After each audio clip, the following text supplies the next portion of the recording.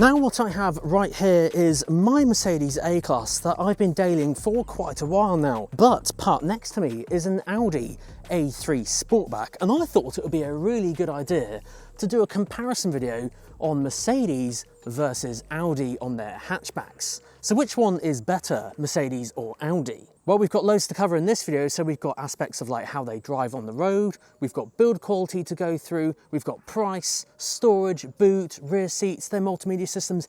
There's so much to cover. So without any other further interruption, let's get into it. So I think the sensible place to start would be the price. So on the road prices, correct at the time of recording, we have the Mercedes starting at around 31,000 in the UK. That's obviously the starting price.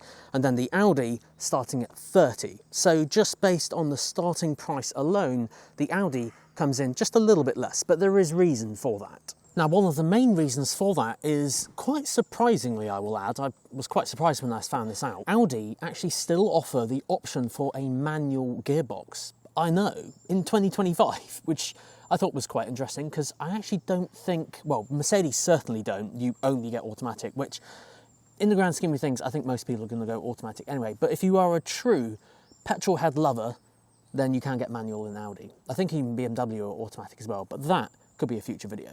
Anyway, back to these two. Okay, so for those of you that know your cars, you'll know that I don't have the base model of this one or the base model of this one. These actually have a few extras. So for clarification, this is a Mercedes A180 AMG line, more specifically a 1.3 litre with a premium package sat on 18-inch wheels. Move over to the Audi on the other hand. This is an Audi A3 Sportback, also S-line with a couple of extras, technology pack, and of course a sunroof. But one thing that makes this car a little bit more expensive is the 2-litre diesel found up front. Oh, and I should also add, this is also sat on 18-inch wheels as well, so the ride could be quite competitive. So based on the fact that Audi have a lower starting price, I think the award goes to Audi for the price aspect. But there again, depending on if you go for diesel, it could work out a little bit more expensive on the Audi front. I'm not sure why that is, but from the lower starting price, Audi wins on that front. Now, when it comes to colours, the colour of my A-Class here is a colour called Digital White Metallic. Sadly, Mercedes actually don't offer that specific colour anymore.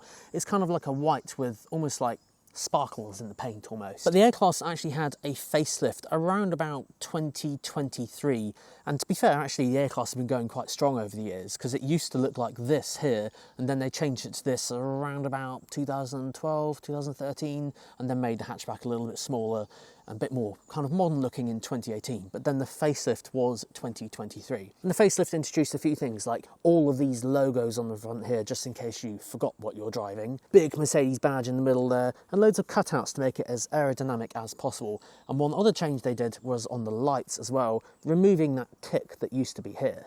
But even with the changes to the lights, it still has quite an aggressive stance, and out of the two, I think the Mercedes just looks a little bit classier. Step to the back, Mercedes do have the exhausts that are styled to look like exhausts, even though they're not real. The real one's actually underneath. Same for the Audi though.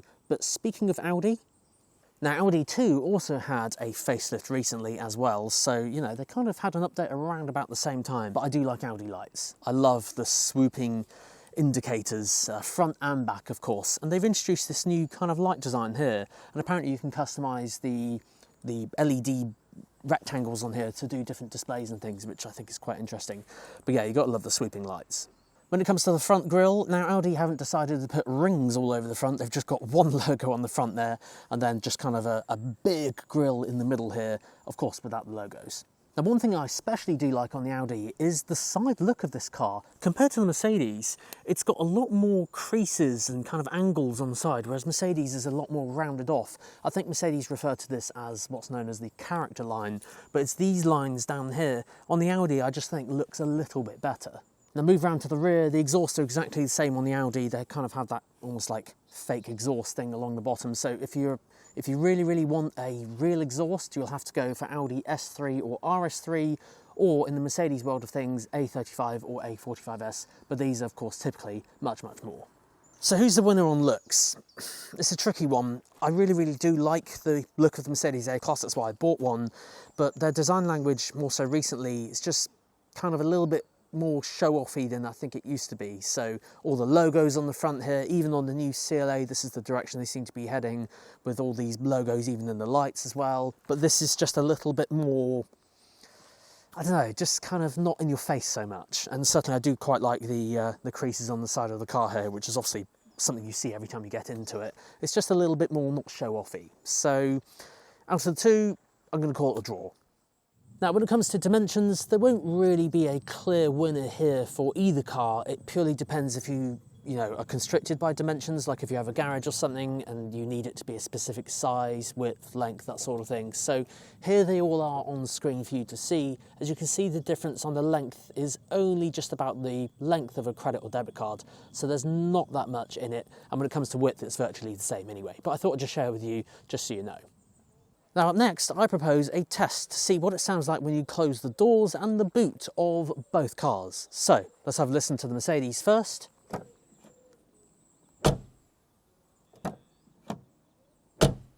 Sounds pretty good. What about the Audi?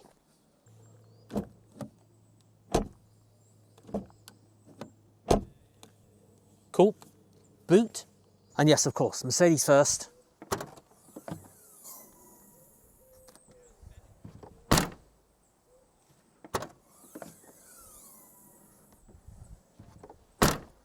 Cool. And now Audi.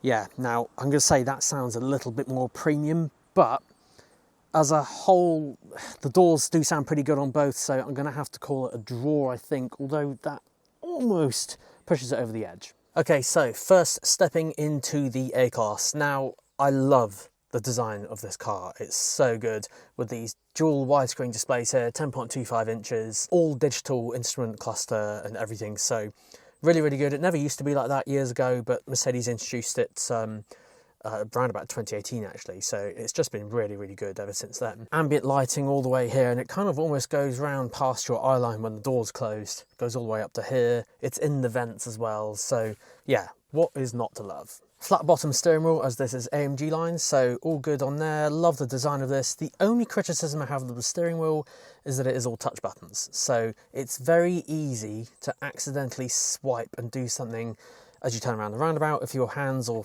fingers just touch anywhere here, you can accidentally do things. So not a huge fan of that, but I do like the design of it.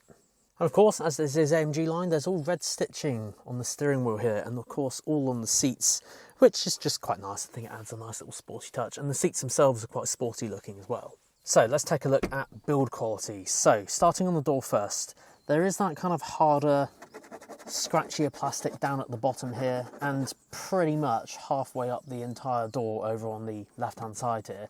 But pretty much everything on the top, squidgy leather, door handles feel nice, and there's of course fabric in there as well, which is quite nice where your elbow might go or up here. But yeah, the plastics are kind of like further down out of the way. There's also leather here, which is quite nice, very nice, soft and squidgy for your elbow to go on. So obviously for both driver and passenger. Lots of high gloss here. Lots of car manufacturers like to do this. Now, I didn't think this would be a problem, but you can clearly see there are a few scratches on here that I have, well, I must have done, because this is my car, so, I've tried to be as careful as possible, but it's high gloss black. It's a bit like iPhone and Apple. They brought out a high gloss phone years ago, and same sort of thing. Anything that's high gloss like that is just prone to being scratched, and there's a lot of it here. Climate control buttons, these are all buttons, which is good. So they have a very nice, satisfying click sound, so no complaints on that. Although I will add, the entire section of climate control, it moves. So you have to give it some force to do that, but you'll see in a second, that's not evident in the Audi. Oh yeah, other thing I love, the vents. They look like, I think they're inspired by like jet turbines or something, but yeah, the ambient lighting in the vents is lovely and satisfying click. It's nice. They're all the same. Then up here, leather, yeah, so it's nice. It's just plastics are further down. You always find that in this kind of price point car, no matter what the manufacturer is anyway, and the same as in the Audi. Speaking of, let's jump in that one. Now in the A3 it's a little bit different in here, so most notably everything is slightly angled toward the driver, just ever so slightly, which isn't usually a sign of like sportiness like in the design. The screens are completely separate compared to Mercedes, so all three of them, and yes, that's right, all three I said. You've got the instrument cluster in here, then there's a multimedia system here, and climate control, all completely separate, and of course they are all buttons, which is good, just like the Mercedes, but it does have its own separate screen just down there. Flat bottom steering wheel, just like the Mercedes A-Class there, because of course that is AMG line, this is S-line, so very similar trim packages. But yeah, I do really like the steering wheel on this one. It has these like pointy out bits here, and it just feels quite firm. It's not as soft and squidgy as the Mercedes ones, so just holding them side by side, yeah, I do quite like this one. It just feels like a little bit sporty. It's a lot firmer here, I've noticed. And of course, the biggest thing, elephant in the room, buttons. There's buttons on the steering wheel. Yes, clicky buttons. There's a previous track button and a next track button. I know, there isn't one in the Mercedes. You can go to media on the instrument cluster, but you have to swipe it, but there's no physical next track button in the car at all, but there is here, so that's good. Can't fault them for that. Buttons here is a yes. Now the quality of this one again, yes, they are very, very similar. So harder plastics right down here, that scratchy plastic down there, moving up here, pretty much halfway up the door, still scratchy, but then it goes to that nice softer leather. The whole thing's leather actually, apart from the plastics, whereas in the Mercedes it had that kind of like softer material there instead, the kind of fabric. But yeah, it's very, very, very similar, same plastics down there and same down there, but otherwise still pretty solid, so pretty good. Then in here, this is also soft. I'd probably say that's actually softer, so that's where your elbow is obviously going to go. So that is very, very soft and squidgy. A little bit of storage in there. 2 cup holders. There is high gloss black here, but there is not as much of it. And certainly you wouldn't put anything on here. I wouldn't advise putting anything on high gloss black, but yeah, that's where the gear stick is there. We'll touch on more about the driving bits shortly. But yeah, the only difference then is the climate control, and it's like fixed right underneath, and it doesn't want to move. So slight difference on that front. But yes, they do have the very satisfying clicky buttons. So that's obviously quite nice. Oh, and of course, vents up here. Again, satisfying clicks. Although I will add that the actual lever to change the climate control is high gloss black. So if you do leave fingerprints on high gloss black surfaces, you will be forever leaving fingerprints on the vents. That is if you change them. I mean, if you're like me, I just leave them as they are and never touch them. But just pointing it out for comparison purposes, you know. But yeah, otherwise, soft leather up here, they're very, very similar. They just have like little pros and cons between each one. And I do quite like the steering wheel, and I do definitely like the buttons on the steering wheel as well on the Audi, so that is very good. One other thing I should add as well, cruise control is slightly different on the Mercedes, so that's done all via touch. Whereas on the Audi, it's a separate lever, a bit like what Mercedes used to do. So you can adjust this all in here like that. Oh, and the other thing I should point out as well is, of course, the gear stick. The gear stick in Mercedes is a lever just up here, and then the wipers are on this side. But then when it comes to the Audi, the gear stick is in the middle, traditionally where they would normally be in the car, except it's quite flush just down here. Now, when it comes to door storage, in the Mercedes it is slightly bigger compared to the Audi, so I guess Mercedes wins on that point. They both have a wireless charging pad on these specs. USB-C ports, although Mercedes does have an extra USB-C port. Both have a 12-volt socket. So realistically, it could swing either way. Again, this is why they're so similar. I'm going to give the interior to the Audi on this one purely from an ergonomics point of view, as in buttons on the steering wheel, nice, easy to see climate control here. And yes, I appreciate it's there and it's on the bottom of the screen in the Mercedes, but the buttons for the steering wheel is such an important thing, I think, for driving, just not having to touch stuff, and it means you can keep your eyes on the road at all times. So, and the interiors are so similar, so yeah, I'm going to give the point on the interior for Audi on that one. However, the next section Audi doesn't do so well in. Alright guys, so up next is the rear seats. So we're going to start on the A-Class first, and just for context, I'm 6'2", I have very long legs, slightly shorter body, and yes, the driving seat on both cars will of course be set up for my driving position. So, let's jump on in. Now, because, as I said, I've got long legs, it's a squeeze. Ugh. Yeah, it's a squeeze. Now, one thing I will add straight away is, of course, the Mercedes rear handle does kind of cut in like that, but This is me because I've got long legs. But yeah, I could sit here. I'd need to get that moved forward slightly because it's a little bit uncomfortable. Headroom's good though. So yeah, loads of headroom up here. And then over here we have cup holders. So all good. No cup holder hole in the middle there so you don't lose your arm. And then of course vents here with a single USB-C port there, and storage down here and storage in the doors. So pretty good. The rear seats do have the fixed thing, and I'll show you something about that in a second. But apart from that, it's all pretty good. So, what about the Audi? Now, in this one, there is a little bit more legroom, slightly, only just slightly, and that is because of the seat design there. So, yeah, again, set up for my driving position. I'm just going to put him up because these are not fixed.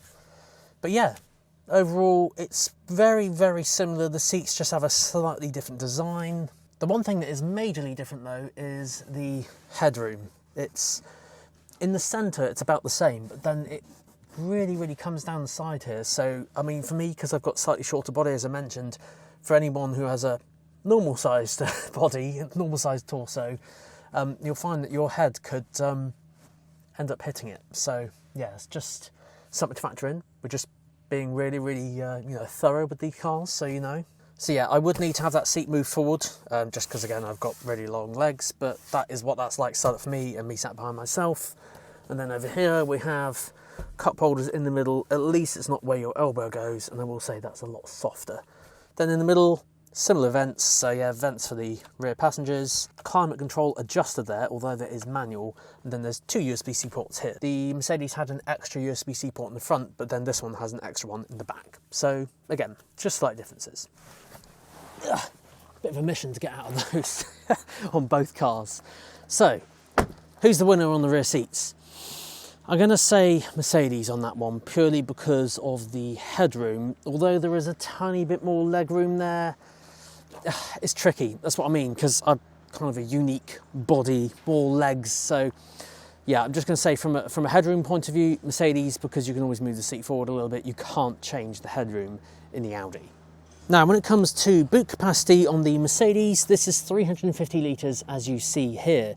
But if you do fold the seats down, it will go to quite a respectable 1,190 litres, so that's all pretty good. The thing that I don't like about the boot in this, and you only experience this as an owner of one, let me show you. If we take him out and get rid of him, is when you fold the seats down. Now, this side normally isn't a problem, but that seat's been pushed back a bit. But look, because those headrests are fixed, you then have to move the front seats forward to get these seats down, which I'm going to have to do now anyway. Now, these are first world problems, I know, but it's an entire mission just to get the seats down. And of course, if you have memory seats in this, like the electric seats, you could just press a button and do number 3 for doing it. I get that, and I know it's first world problems, but again, we're doing a comparison. So yeah, that's that. I actually do have this in here at the moment, so it doesn't normally look like that. It's just because we have a dog at home. So yeah, that's what it looks like when you fold the seats down. I should also add, there's no underfloor storage space at all. So just something to factor in. Whereas on the Audi, it's a little bit different. Now for this one, the Audi boot is slightly bigger and a little bit more practical. Let me show you. So 380 litres, as you see here, and of course, yes, you can take this out and fold the seats down, and on Audi it was a pull this way, so slightly different to my car. But then, if you fold the seats down, it will go to about 1,200 litres. So again, a little bit bigger on that front. And the best thing about it is that I can just fold them down straight from here. And that is partly because the headrests on the rear seats can actually go into the seat. They're not fixed. And the other cool thing I like as well is that this floor is adjustable. So you can actually lower this down and get even more space. And there's even space underneath. Audi is the clear winner on that one. Now, when it comes to the multimedia systems, this in Mercedes is called MBUX, and they've had it for quite a number of years now. This is NTG7, second generation one. Obviously, I've been using the Audi one for a little while, so I know a bit about that as well, so I'll share that in just a second. But yes, we'll start out with the Mercedes first. You can sign in with your own user, which you can do if you want to, just like the Audi. But once you are signed in, this is what you'll see. So you can choose the simplest things such as sat-nav, phone, radio, media, and there's even some apps on here where you can have Apple Music and Spotify all native on the car, which is quite good. But the thing I love about Mercedes multimedia systems is they're just so easy to use. They're simple, and even if you're not a fan of that, there's Apple CarPlay and Android Auto. Of course, Audi has that as well, we'll get to that. But if you can use the sat-nav, quite simply, just tap on navigation, then you'll come up with this screen, then you can go where to up here, and just literally type in where you want to go. And it's just nice and fluid, nice and easy. It even has Google POIs built in as well. So let's type in the town that I'm in at the moment. So Bournemouth, and then it'll come up on the left-hand side, and we can go to the beach, and let's go. Now I've actually got it muted at the moment, so it won't talk, but yeah, it's just easy. Mute is there, finishes at the top, so super easy. Connecting your phone's nice and easy as well. As I said, it has Apple CarPlay, Android Auto. On this generation of Mercedes, it's also wireless as well, but you can opt to plug it in using any USB port, or USB-C port, should I say. Radio is nice and easy as well, just swipe across, and the one that's there is the one that's playing. It very much reminds me of Apple and their ecosystem. It's just everything you need is right where you want it. And of course, there's varying other things on here, but I won't go through this in too much more detail just because there's other things to go through and I don't want this video to be too long. Let's jump in the Audi and have a look at that multimedia system now. Now, when we jump into the Audi, of course, it's a little bit different in here. As I mentioned earlier, there are 3 separate screens for climate control, instrument cluster, and then, of course, the multimedia system. Now, the multimedia system, of course, I've been using this for the past week, and, of course, I've included it in the review that I did of this car, separate video to this one. It's its own unique video. But you can see, easy to use. There's a home button up here, there's radio, there's media, there's phone, there's sat-nav.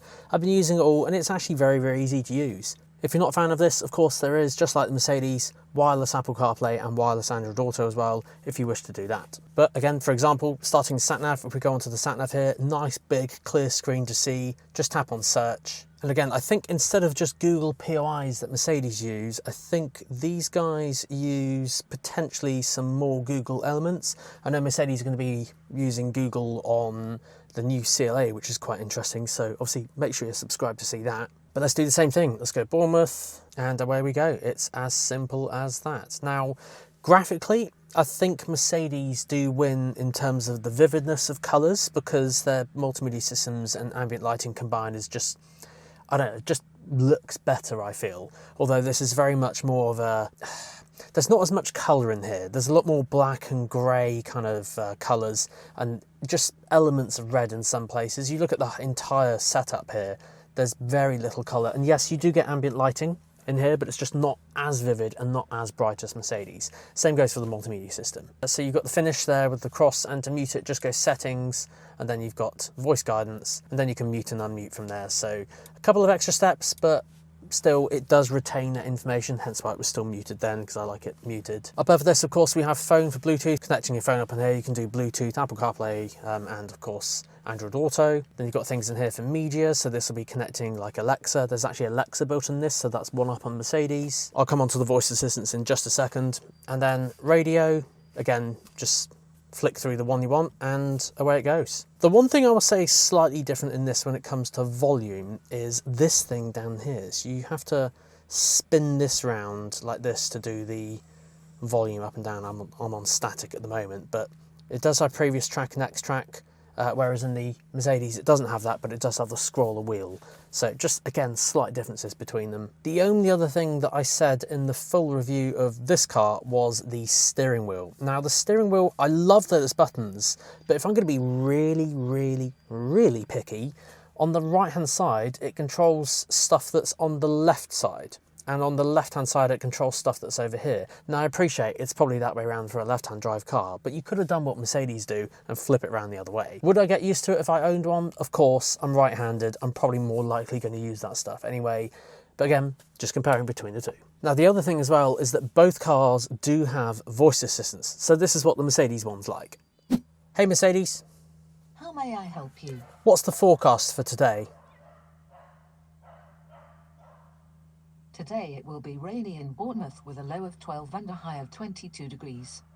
See, it actually comes up with a graphic, which is quite nice, whereas on the Audi it doesn't. And of course, when it comes to Audis, they also do have one as well. So this is what this one's like. Hey Audi. What would you like to do? Can you give me the forecast for today, please?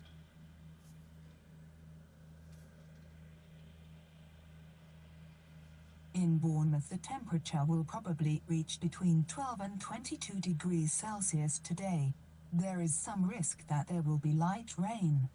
So out of the two, it's really, really tricky because on their instrument clusters, for example, Mercedes went back a step. You can't actually customise their instrument cluster as much as you used to, whereas on this you have a little bit more to play with. You can't do each individual dial, but there's a little bit more things you can play around with on here, so it's tricky, but I think I'm going to have to go with Mercedes in that one just because of how responsive it is on certain aspects of the multimedia system, and it's just a little bit more vivid, and yeah, it's just quicker to use, a little bit easier to use. Now up next, guys, I'm going to see what they're like out on the open road, and I'm going to let you know my thoughts on this one, and of course on this one as well. But before we do that, if you've been enjoying the video so far and how much detail I've been going into, please do hit that subscribe button, because this video I know is going to be a lot of work with the amount of stuff I've captured on multiple different cameras. So yeah, and of course all the research as well to make this video happen. So guys, hit that subscribe button if you're enjoying it so far. Up next is On the Road. Alright then guys, so we are in the Mercedes first. This is the A180, as we know, 1.3 litre AMG line, and of course running on 18-inch wheels. I probably need to do this fairly quickly because that cloud up there looks like it's going to rain. We saw how sunny it was earlier. This is British weather at its finest. So I've of course been living with this car for a little while now, so I know it very, very well. Now, one thing that's slightly different to the Audi is that Mercedes have Eco, Comfort and Sport, whereas Audi also have those, but they also have an auto mode. So we'll see that in a minute on the Audi bit, but this is Sport mode. Now, of course, this isn't going to be the quickest engine around because it's 1.3 litre, only putting out about 136 horsepower. There's lane assist kicking in there, even though I'm nowhere near the edge of the road. I'll explain how to turn that off in a second. Now, although I'm not really kind of comparing the engines as such, I'll briefly touch on them. The reason why I think it'd be a bit unfair is because obviously this is petrol and the Audi is diesel.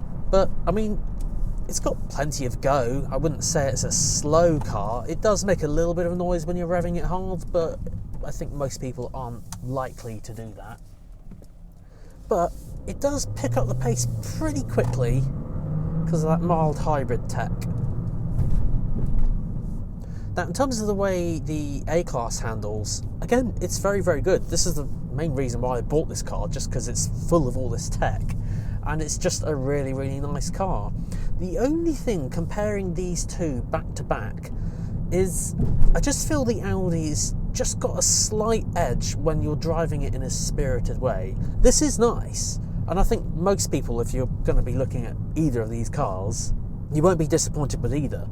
But if you do throw this into a corner, you do have to ease off a bit. I think Mercedes still do use that torsion beam for the axle in the back with the suspension, which basically means when something happens to one wheel, it also happens to the other, whereas on the Audi, it's multi-link, so each wheel is freely independent. So I guess if you're going to throw it into corners and drive it in a spirited way, then the Audi does feel a little bit better, which is probably one of the reasons why I do like it on those like windy roads. But I mean, driving around just normally day to day, and certainly what I do, you know, travelling up and down the country sometimes, I'm just going to sit on the motorway and I just want a nice comfy ride. Both are going to deliver on that. Oh yes, that reminds me, while we're waiting here at the traffic lights, speed warning. Now, a lot of modern cars have that. Thankfully, I don't know how I managed this. My car literally was a car just before the speed warning kind of thing came out, so I actually don't have it on my car. However, I have tested and reviewed many Mercedes that do have that, so I do know how to turn it off on Mercedes. And quite simply, it is a button top right of the multimedia system. So you literally just tap up here once and it will turn it off. You can also do it on the mute button on the steering wheel as well. Now, lane assist, you can also turn this off as well if you wish to. Now, Audi have a trick up their sleeve, which you'll see in a second, which I think is a genius idea, but in the Mercedes world, all you do is tap on home on the top here, vehicle settings on the top, and then lane assist there. So, a couple of steps there, but in the Audi you'll see it is much faster. So, with all of that in mind, what's the Audi like? Now, as I mentioned, this is the Audi A3 S-Line, so it's actually sat on 18-inch wheels. So very similar to the Mercedes. The Mercedes has AMG line with 18-inch wheels. On paper, from the looks of it, they should ride very much the same, but they don't. They're so similar, again, on so many things as we've seen. But when it comes to the handling, I've got to say the Audi's is just slightly different. Both, I would probably say, are about as firm as each other, if I'm honest. They're very similar. But when you want to throw this one round into a corner, I don't know, it just grips the road a little bit better and you can feel suspension working. Whereas with the Mercedes, because of that torsion beam that they have, the suspension setup they've chosen, what happens to one wheel will also happen to the other, whereas this has independent suspension. So, is the average person going to notice? No. Have I noticed when I've been reviewing it over the past few days? Only when I've been enjoying the car and throwing it into the corners and stuff. So, that's what I mean. If you're buying a car because you want it to be a driver's car, then this one might be the one you want to lean toward, which allows it to do this. And it's really torquey, and away it goes. It's so fun. 60, yeah, there you go. But I can just feel exactly what each wheel is almost doing, whereas on the Mercedes it's just a bit more, it's a little bit more softer, which some people might actually prefer, but that's what I mean. If you're going to be throwing your car into corners and want that spirited drive, maybe the Audi is the one that might be better. But one thing that I especially like on that drive mode, Audi have efficiency, comfort, auto and dynamic. And if I leave it in auto, the car just figures it out, which I think is brilliant, because I don't know why Mercedes have this. They have eco, comfort and sport on a lot of their models, but then on Audi they have an auto mode, so it just kind of figures it out and predicts what mode you want based on how you drive. So if you plant your right foot, for example, it goes, alright, we're going to give you all the sport mode as well, and it just sorts you out. It's brilliant. Less buttons needing to press. I quite like it. So yeah, both cars drive very much the same, apart from what I found is when you throw this into a corner and you start to have a bit of fun with it, then of course you might prefer this one over the Mercedes, for example. So many things to test and so many things to compare as well. Oh, there was another thing I need to tell you about as well. A lot of modern cars have that speed warning system, speed assist or speed traffic sign, whatever. It's the one that bongs at you all the time when you aren't speeding. In this, Audi have actually made it very easy. There is a customizable button here on the steering wheel with the star here. And you can press this, and if you look on the screen, well, you can actually customize it to different things, but I've got it set to turning the speed warning off. There you go, it's off. No more bonging. And the other cool thing that I love as well, lane assist. A lot of car manufacturers have that these days, and I get the logic behind it. It's good, but then also at the same time, it can just interfere with driving too much, and a lot of people don't like it, so they turn it off, and usually it's buried in settings. But Audi have done something quite clever. They've added a button on the end of the stalk here. So if I hold this button, lane departure warning off. Audi, thank you. 2 buttons here. Yes, I know you have to do it per driving session, but, I mean, come on. So yeah, all round, love it in here. The suspension is brilliant as well, handling's brilliant, build quality's brilliant. But the thing is, have Audi got enough points to beat Mercedes? Let's take a look at the summary.